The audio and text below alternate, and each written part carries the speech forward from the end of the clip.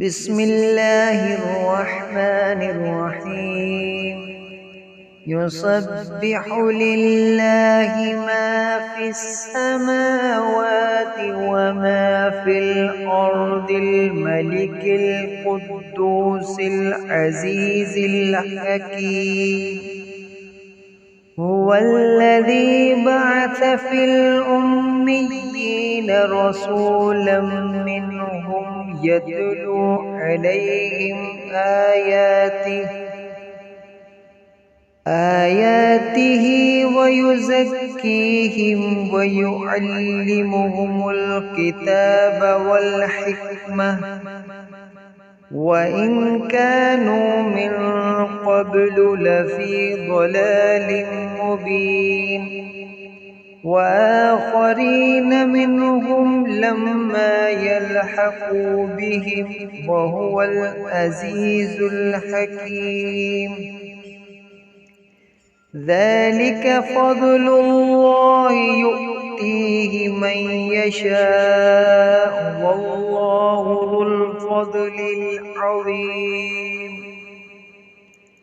مثل الذين حملوا التوراة ثم لم يحملوها كمثل الحمار يحمل أسفارا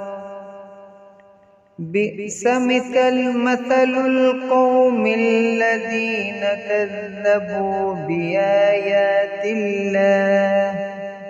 والله لا يهدي القوم الظالمين قل يا أيها الذين هادوا إن زعمتم أنكم أولياء لله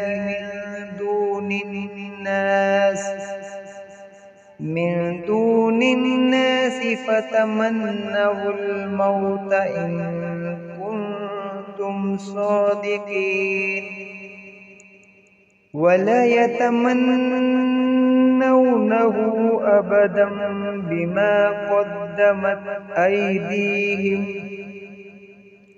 والله عليم بالظالمين قل إن الموت الذي تفرون منه فإنه ملاقيكم ثم تردون إلى عالم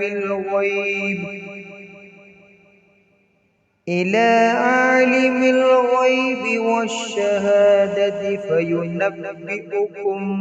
بما كنتم تعملون يا أيها الذين آمنوا إذا نودي للصلاة من يوم الجمعة فاسعوا إلى ذكر الله وذروا البيع ذلكم خير لكم إن كنتم تعلمون فإذا قضيت الصلاة فانتشروا في الأرض وابتغوا من فضل الله واذكروا الله كثيرا لعلكم تفلحون وإذا رأوا تجارة أو لهوا انفضوا إليها وتركوك قائما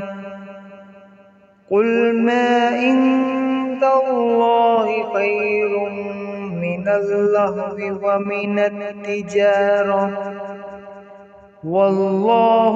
خير الرازقين صدق الله العظيم.